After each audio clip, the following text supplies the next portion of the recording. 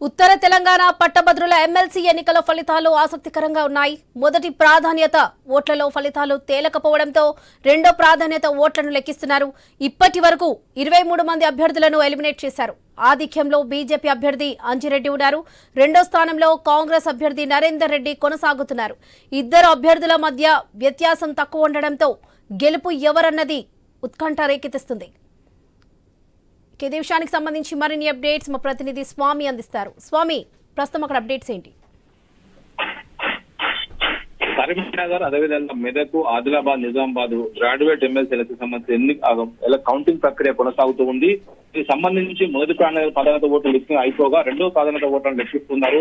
మొత్తం పోలైన 2,52,029 ఓట్లలో కేవలం 2,23,340 ఓట్లు మాత్రమే ఇప్పుడు లెక్కించడానికి అర్హులుగా చేర్చారు. దీనికి సంబంధించి గెలిచే అభ్యర్థులకు 1,11,672 ఓట్లు వచ్చిన అభ్యర్థినే గెలిచే అభ్యర్థిగా ప్రకటిస్తారు. ఇప్పటికే మొదటి ప్రాధాన్యత ఓట్ల లెక్కింపులో ఇటువైపు గోదావరి అంజిరెడ్డికి 75,675 ఓట్లు వచ్చాయి. అదేవిధంగా నరేందర్ రెడ్డికి 70,000 ఓట్లు వచ్చాయి. ప్రసన్న హరికృష్ణకు 60,419 ఓట్లు వచ్చాయి.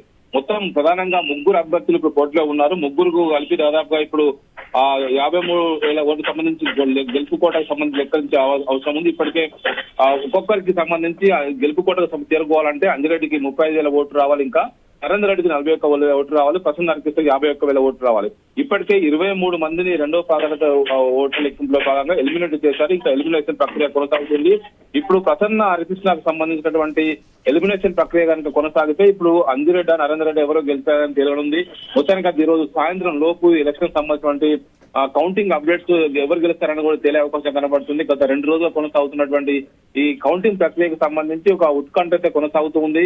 ప్రధానంగా ఈ గ్రాడ్యుయేట్ ఎలక్షన్ సంబంధించి దాదాపుగా 2 లక్షలకు పైగా 2,52,000 ఓట్లు పోలవడంతో కూడా వీటిని ఒకవైపు బ్యాలెట్ పద్ధతిలో జరిగిన ఎలక్షన్స్ కాబట్టి దీనికి సంబంధించి వాటిని లెక్కించడం కోసం కొంత చాలా సమయం పడుతుంది. ఒక్కో రౌండ్ కు మొదటి ప్రాధాన్యత ఓట్లలో 21,000 ఓట్లకు పైగా ఒక్కొక్క రౌండ్ కు లెక్కించారు. ఆ మొదటి ప్రాధాన్యత ఓట్లు లెక్కింపు పూర్తయిన తర్వాత ఎవరికి మ్యాజిక్ సంబంధించిన అంకె రాకపోవడంతో కూడా ఇప్పుడు రెండో ప్రాధాన్యత ఓట్ల లెక్కింపును కింద నుండి చేసుకుంటూ వస్తారు. ఇందులో కింద నుండి తక్కువ ఓట్లు వచ్చిన అభ్యర్థుల ఓట్లను ముగ్గురికి కలుపుతూ వెళ్తూ ఉన్నారు. దీంతో ఎలిమినేషన్ ప్రక్రియ కొనసాగుతుంది. ఎలిమినేషన్ ప్రక్రియలో ఇప్పుడు 23 మందిని ఎలిమినేట్ చేశారు. ఇక ప్రధానంగా సంబంధించి ఇప్పుడు ముగ్గురు అభ్యర్థుల్లో ఎవరికి తక్కువ ఓట్లు వస్తే వారి నుంచి ఎలిమినేషన్ ప్రక్రియ వారి ఓట్లు మిగతా వారికి కలిపి ఎలిమినేషన్ ప్రక్రియ కొనసాగిస్తారు. మిగతా ఇప్పుడు అంజిరెడ్డికి ఇప్పుడు గోదావరి అంజిరెడ్డి గెలవాలంటే అతనికి ఇంకా 35,000 ఓట్లు రావాలి. అదేవిధంగా నరేందర్ రెడ్డి గెలవాలంటే 41,000 ఓట్లు రావాలి.